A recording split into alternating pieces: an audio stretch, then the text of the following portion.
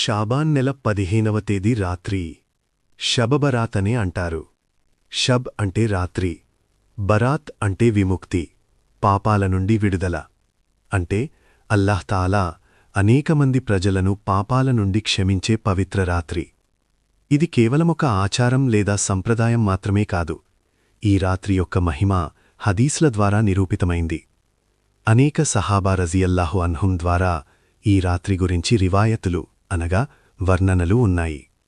హజ్రత్ ఆయిషా రజియల్లాహు అన్హా వివరించారు, ఒక రాత్రి ప్రవక్త ముహమ్మద్ సల్లల్లాహు అలైహి వసల్లం గారు పడకపై కనిపించకపోవడంతో నేను వారిని వెతుకుతూ బయటికి వెళ్లాను.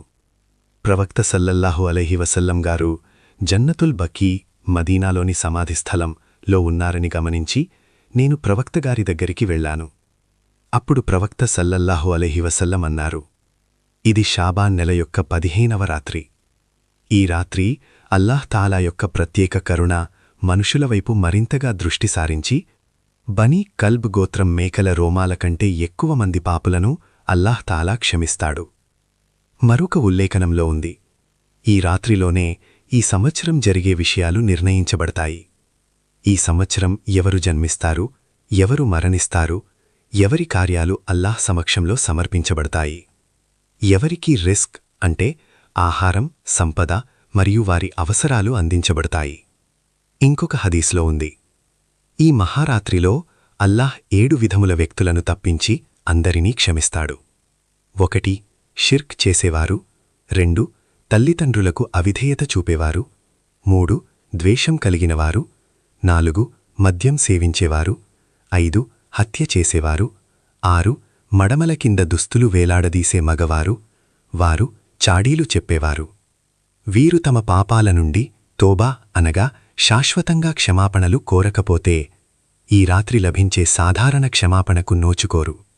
అదేవిధంగా వారు ఈ పవిత్ర రాత్రి లభించే ప్రత్యేక కృపలను కోల్పోతారు.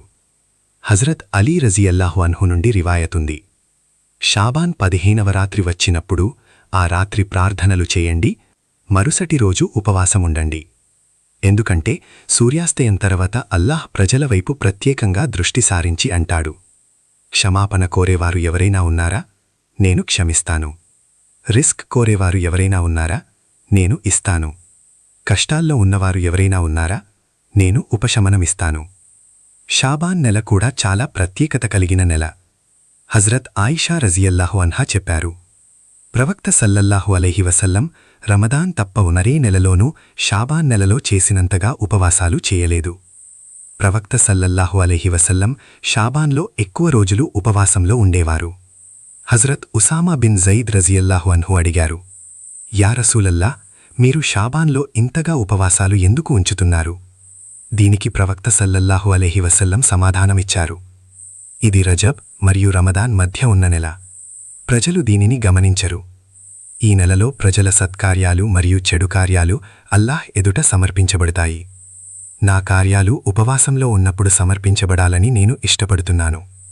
మరొక రివాయత్లో హజ్రత్ ఆయిషా రజియల్లాహు అన్హా నుండి ఇలా ఉంది, ఈ నెలలో ఈ సంవత్సరం మరణించబోయే వారి పేర్లు వ్రాయబడతాయి. అందుకే నేను ఉపవాసంలో ఉన్న స్థితిలోనే నా మరణ నిర్ణయం రావాలని కోరుకుంటాను. ఈ హదీస్ల ద్వారా స్పష్టమవుతోంది, షాబాన్లో ఎక్కువగా ఉపవాసాలు ఉంచడం మన ప్రియ ప్రవక్త ముహమ్మద్ సల్లల్లాహు అలైహి వసల్లంకు ఇష్టమైన కార్యం.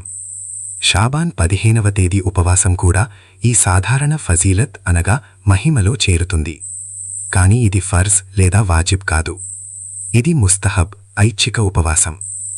ఎవరైనా ఉంచితే ఎక్కువగా పుణ్యం లభిస్తుంది, ఉంచకపోతే ఎలాంటి పాపమూ ఉండదు. మన ప్రవక్త సల్లల్లాహు అలైహి వసల్లం ఏ విషయానికి ఏ స్థానమిచ్చారో మనం కూడా అదే స్థాయిలో ఉంచాలి.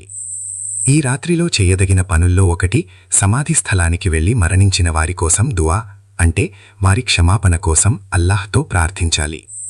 మన ప్రవక్త సల్లల్లాహు అలైహి వసల్లం ఈ రాత్రి జన్నతుల్ బకీ మదీనాలోని సమాధిస్థలం వెళ్లినది ఒకసారి మాత్రమే నిర్ధారణగా ఉంది. ప్రవక్త సల్లల్లాహు అలైహి వసల్లం గారు అక్కడికి వెళ్లి దుఆ చేశారు, కాని అంతకు మించి ఏ ఆచారమూ చేయలేదు. సమాధులపై వస్త్రాలు వేయలేదు, పూలు చల్లలేదు, దీపాలు వెలిగించలేదు, అలాంటి పనులకు ఆజ్ఞాపించలేదు. కాబట్టి సున్నత్ ప్రకారం ఎవరైనా జీవితంలో ఒక్కసారైనా అనుసరణ ఉద్దేశంతో వెళ్లి దువా చేస్తే అనుమతి ఉంది. కాని ప్రతి సంవత్సరం తప్పనిసరిగా వెళ్ళాలి అని భావించడం, అక్కడ అసహజ ఆచారాలు చేయడం సరైంది కాదు. ముఖ్యంగా స్త్రీలు నిర్లక్ష్యంగా వెళ్లడం, పూలు, వస్త్రాలు సమర్పించడం, దీపాలు వెలిగించడం, ఉత్సవ వాతావరణం సృష్టించడం ఇవన్నీ బిదఅత్, కొత్త ఆచారాలు మరియు తప్పు పనులు. వీటి నుంచి దూరంగా ఉండాలి. ఈ రాత్రిలో మరొక ముఖ్యమైన పని ఇబాదత్ అంటే అల్లాహ్ ఆరాధన. నఫిల్ నమాజులు, ఖుర్ఆన్ పఠనం, జికర్, ఇస్తిగ్ఫార్, దుఆ చేయాలి. కాని నఫిల్ ఇబాదత్ అసలు ఏకాంతంలో చేయాల్సినది.